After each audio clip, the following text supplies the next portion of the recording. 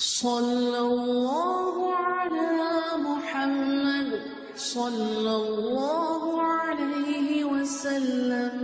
اللہم صل علی محمد النبی الأمی وعلی آلہ وسلم تسلیما. اعوذ باللہ السمیع العلیم من الشیطان الرجیم. بسم اللہ الرحمن الرحیم والصلاة والسلام علی رسولہ الکریم. بخاری شریف پڑھنے کی سعادت ہم حاصل کر رہے ہیں اور باب المساجد جاری ہے.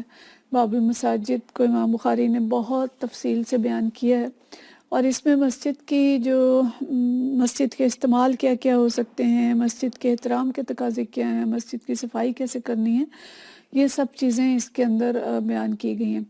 آج ہم حدیث نمبر 445 اور حدیث نمبر 449 یہ دو اکٹھے پڑھیں گے اور درمیان والی 3 حدیث پھر ہم اگلے درس میں دیکھیں گے، کیونکہ یہ موضوع جو ہے ملتے جلتے ہیں.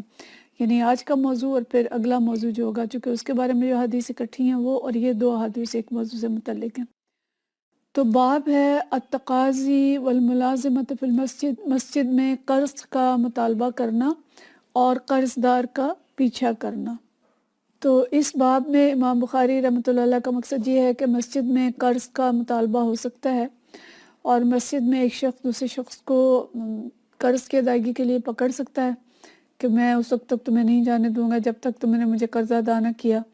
لیکن اس کے معنی یہ نہیں ہے کہ مسجد کو خرید و فروخت کی منڈی بنا دیا جائے یا اس قسم کے کاموں کے لیے اس کو مخصوص کر دیا جائے. بہرحال حدیث نمبر 445 ہے اور یہ حدیث حضرت عبداللہ بن کعب رضی اللہ تعالیٰ عنہ سے ہے. عن عبداللہ بن کعب بن مالک عن حضرت کعب رضی اللہ تعالیٰ عنہ، یعنی عبداللہ بن کعب جو ہیں یہ اپنے والد حضرت کعب بن مالک رضی اللہ تعالیٰ عنہ سے روایت کرتے ہیں. انہو تقاضبن ابی حدرد دینن، کہ میں نے حضرت ابی حدرد سے اپنے قرض کا مطالبہ کیا. کانا لہو علیہ فی المسجد، جس وقت کہ وہ مسجد میں تھے. فارتفعت اصواتہما، ان کی آوازیں اونچی ہو گئیں. حتی سمع رسول اللہ صلی اللہ علیہ وسلم وہو فی بیتہ، یہاں تک کہ نبی کریم صلی اللہ علیہ وسلم نے ان کی آوازوں کو سن لیا، وہ اپنے گھر میں تھے. اور ظاہر آپ صلی اللہ علیہ وسلم کا جو گھر تھا یا حجرہ تھا وہ مسجد کے ساتھ تھا، متصل تھا. تو آپ نے آوازیں سن لیں، یعنی ان کی آوازیں کچھ اونچی ہو گئی ہوں گی. فخرج علیہما، آپ صلی اللہ علیہ وسلم نکلے. حتی کشف سجف حجرتہ، یہاں تک کہ آپ صلی اللہ علیہ وسلم نے اپنے حجرے کا پردہ اٹھایا. فنادا، اور آواز دی. یا کعب، حضرت کعب رضی اللہ تعالیٰ عنہ کو آواز دی. قال لبیک یا رسول اللہ، تو انہوں نے فرمایا لبیک یا رسول اللہ صلی اللہ علیہ وسلم. قال دع من دینک ھذا، فرمایا کہ ان کے قرض میں سے اتنا معاف کر دو. وَأَوْمَا إِلَيْهِ، اور اس کی طرف اشارہ کیا. أَيَّ شطرہ، کہ تقریباً آدھے کے برابر. یعنی پہلے آپ نے ویسے فرمایا کہ ان کے قرض میں سے ادا کر دو اور ساتھ ہی ہاتھ سے اشارہ کیا کہ آدھا جو ہے وہ آپ انہیں معاف کر دیں، چھوڑ دیں، قرض میں سے چھوڑ دیں. قالا، وہ کہتے ہیں لقد فعلت یا رسول اللہ صلی اللہ علیہ وسلم، کہتے ہیں کہ یا رسول اللہ میں نے کر دیا. یعنی یہ تھا نا صحابہ کرام کہ جیسے ہی کوئی حکم سنا نبی کریم صلی اللہ علیہ وسلم کا، آپ نے کچھ فرمایا تو فوراً اس پہ عمل کرتے تھے. یہ بحث نہیں کی کہ جی انہوں نے تو میرے دینے، اب میں آدھا معاف کر دوں، جی اتنا زیادہ میں معاف کر دوں، یہ کیسے ہو سکتا ہے. لیکن جیسے ہی آپ صلی اللہ علیہ وسلم نے ہاتھ کے اشارے سے فرمایا کہ اتنا معاف کر دیں تو فوراً کہتے ہیں لقد فعلت یا رسول اللہ، کہ میں نے کر دیا یا رسول اللہ صلی اللہ علیہ وسلم. قال قم فقضہ، پھر دوسرے جو صحابی تھے حضرت ابی حضرت، ان سے فرمایا کہ اتنا جو ہیں اب جو باقی رہ گیا ہے آپ جائیں اور ان کا قرض ادا کریں. مطلب یہ ہے کہ حضرت کعب بن مالک اور حضرت عبداللہ بن ابی حضرت جو ہیں ان کا آپس میں کوئی قرض کا معاملہ تھا اور اس میں بحث اور تکرار ہو گئی. مسجد کے اندر دونوں کی آواز کچھ اونچی ہو گئی. ظاہر حضرت کعب بن مالک نے فرمایا ہوگا کہ میرا قرض نہیں ادا کر رہے آپ، اور میرا قرض ادا کرے، اتنی مدت گزر گئی ہے اور آپ کو پرواہ نہیں ہے وغیرہ وغیرہ. اور انہوں نے کہا ہوگا کہ میرے پاس نہیں ہے ابھی، میں آپ کو کیسے دوں. تو اس طرح بحث اور تکرار میں ان کی آوازیں کچھ اونچی ہو گئی اور نبی کریم صلی اللہ علیہ وسلم نے اپنے حجرے میں ان کی آواز سن لی اور پھر آپ نے حجرے سے باہر تشریف لائے اور دونوں کو الگ الگ حکم دیا. حضرت کعب سے فرمایا کہ آپ ان کے قرض میں سے اتنا چھوڑ دیں، آدھا چھوڑ دیں. حضرت عبداللہ بن ابی حضرت سے فرمایا کہ آپ جو آدھا قرض ہے اس کو ادا کر دیں. تو مقصد یہ ہے اس حدیث کا کہ مسجد کے اندر اس طرح کا کوئی تقاضا کیا جا سکتا ہے، اور مسجد میں اگر آواز کسی اس طرح کی بات میں اونچی بھی ہو جاتی ہے تو اس میں ایسا گناہ نہیں ہے، اور دونوں صحابی تھے۔ اگر یہ کوئی غلط بات ہوتی تو نبی کریم صلی اللہ علیہ وسلم انہیں ڈانٹتے کہ جاؤ مسجد سے باہر جا کے بحث کرو، لڑائی کرو، مسجد کے اندر کیوں آواز اونچی کر رہے ہو؟ تو اس کا مطلب ہے کہ مسجد میں قرض اور حقوق کی ادائیگی کا مطالبہ کیا جا سکتا ہے۔ اس میں اگر تھوڑی بہت تکرار ہو جائے تو اس کی گنجائش ہے، لیکن ظاہر ہے لڑائی جھگڑے کی یا بہت تودکار کی اونچی آوازوں کی گنجائش نہیں ہوتی۔ اسی کے ساتھ ہمیں پتہ چلتا ہے کہ اگر قرض دینے والا کچھ قرض معاف کرنے پہ تیار ہو جاتا ہے تو مقروض کو چاہیے کہ وہ فی الفور باقی قرض ادا کر دے، تاکہ جس نے قرض دیا ہے اس کو دوہری تکلیف نہ اٹھانی پڑے کہ ایک طرف تو وہ کچھ معاف کر رہا ہے اور دوسری طرف جو رہ گیا اس کے لیے بھی اسے انتظار کرنا پڑے اور اسے تکلیف ہو۔ اور امام مالک رحمۃ اللہ علیہ فرماتے ہیں کہ مسجد میں قرض کی ادائیگی جائز ہے، مگر تجارت اور کاروبار جو ہے مسجد میں نہیں کرنا چاہیے۔ اور یہ بھی ہمیں پتہ چلتا ہے کہ بوقت ضرورت بات کرنے کے بجائے اشارے پہ اکتفا کرنا بھی جائز ہے، جیسے نبی کریم صلی اللہ علیہ وسلم نے نصف کہنے کے بجائے ہاتھ کے اشارے سے نصف جو ہے اس کو معاف کرنے کا حکم دیا۔ اسی سے ملتی جلتی حدیث جو ہے یہ حدیث نمبر 449 ہے، اور اس کا عنوان ہے الاسیر او الغریم یربط فی المسجد، قیدی یا مقروض کو مسجد میں باندھنے کا بیان۔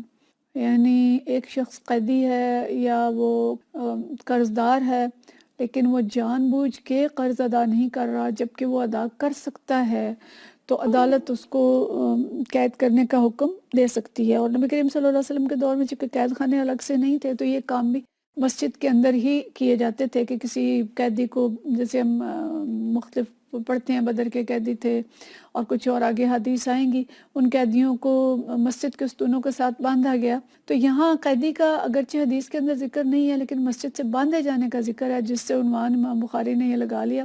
حدیث نمبر ہے 449، اور یہ حدیث حضرت ابو ہریرہ رضی اللہ تعالیٰ عنہ سے روایت ہے۔ عن ابی ہریرہ عن النبی صلی اللہ علیہ وسلم، ابو ہریرہ فرماتے ہیں کہ نبی کریم صلی اللہ علیہ وسلم نے فرمایا ان عفریتا من الجن تفلت علی البارحۃ، ایک بہت بڑا جن، عفریت جن جو تھا وہ میرے اوپر حملہ آور ہوا، اچانک میرے سامنے آ گیا۔ اور کلمۃ نحوہا، یا اسی طرح کے کوئی کلمے آپ نے فرمائے کہ میرے سامنے آ گیا تھا یا میرے پر حملہ آور ہوا تھا، ملتے جلتے کچھ الفاظ آپ نے فرمائے۔ لَيَقْطَعَ عَلَى الصَّلَاةِ عَلَيَّ الصَّلَاةِ، کہ وہ میری نماز کو خراب کر دے۔ پھر کیا ہوا کہ فَأَمْكَنِنِ اللَّهُ مِنْهُ، کہ اللہ تعالیٰ نے مجھے اس پہ قدرت عطا فرما دی۔ فَأَرَدْتُ أَنْ أَرْبِطَهُ إِلَى سَارِيَةٍ مِّن سَوَارِ الْمَسْجِدِ، اور میں نے چاہا کہ اس کو مسجد کے ستونوں میں سے کسی ستون کے ساتھ باندھ دوں، حَتَّى تُصْبِحُوا وَتَنْظُرُوا إِلَيْهِ كُلُّكُمْ، کہ حتیٰ کہ صبح ہو اور آپ سب اس کو دیکھ سکیں۔ فذکرت قول اخی سلیمان، پھر مجھے اپنے بھائی سلیمان علیہ السلام کا قول یاد آیا کہ انہوں نے فرمایا تھا رب اغفر لی وہب لی ملکا لا ينبغی لأحد من بعدی، کہ اللہ مجھے ایسی حکومت عطا فرما، میرے رب مجھے ایسی حکومت عطا فرما جو میرے بعد کسی کو نہ دی جائے۔ یعنی انہوں نے دعا کی تھی کہ رب اغفر لی، یا اللہ مجھے میری مغفرت کر دے اور مجھے ایسی حکومت عطا فرما جو میرے بعد کسی کو نہ دی جائے۔ قال روح، روح کہتے ہیں روح، اس حدیث کے ایک راوی ہیں، فردہ خاسئا، کہ پھر وہ جن جو تھا رسوا ہو کے اللہ تعالیٰ نے اس کو رسوا کر کے واپس پلٹا دیا۔ نبی کریم صلی اللہ علیہ وسلم نے اس جن کو رسوا کر کے واپس لوٹا دیا۔ تو یہ واقعہ تو جن کا ہے، لیکن ذکر اس میں آیا ہے ستون کے ساتھ باندھنے کا، جس سے امام بخاری اس کو باب المساجد میں لائے ہیں کہ مسجد کے ستون کے ساتھ قیدی کو، قرض خواہ کو، قرض دار کو باندھا جا سکتا ہے۔